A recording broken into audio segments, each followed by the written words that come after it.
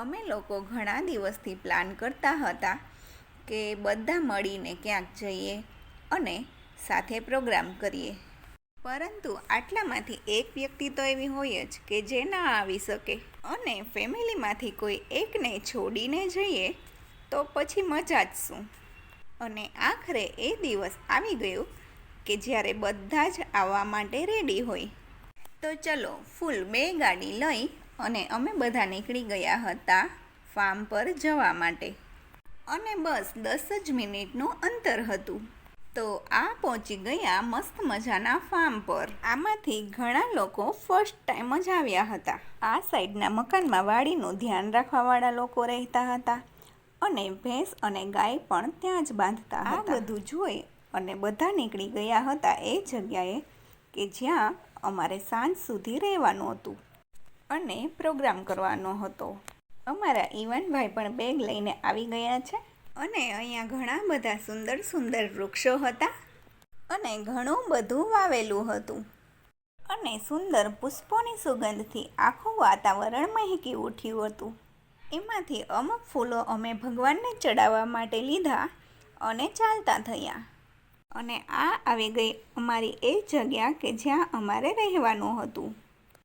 Farm પર આવી અને અમે બધા થોડી વાર બેઠા, વાતો કરી અને એક નારિયેળ હતું એ બધાએ ખાધું. હું બધાને નારિયેળ વેચતી જતી હતી. બધા એકસાથે હોય તો મજા જ કંઈક અલગ હોય છે. તો થોડી વાર બધાએ ગપસપ કરી, હસી મજાક કરી અને આ સુંદર પળોનો આનંદ માણ્યો. તો ખુલ્લી જગ્યા હતી તો મસ્ત મજાનો ઠંડો ઠંડો પવન લહેરાતો હતો અને બહાર આંબા પણ હતા અને આંબામાં થોડી થોડી કેરી પણ હતી.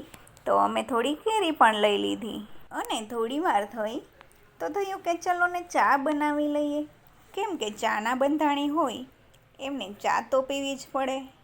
તો મેં ચા બનાવી અને બધાને આપી દીધી હતી અને બધાએ વાતો કરતાં કરતાં મસ્ત મજાની મસાલાવાળી ચાનો આનંદ લીધો. અને પછી થયું કે ચલો ને સેકન્ડ ફ્લોર પર ચક્કર મારીએ.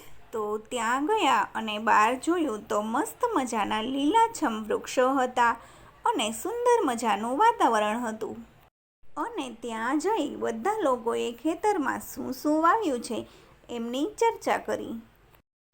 પછી ત્યારબાદ બધા રૂમમાં ચક્કર લગાવી.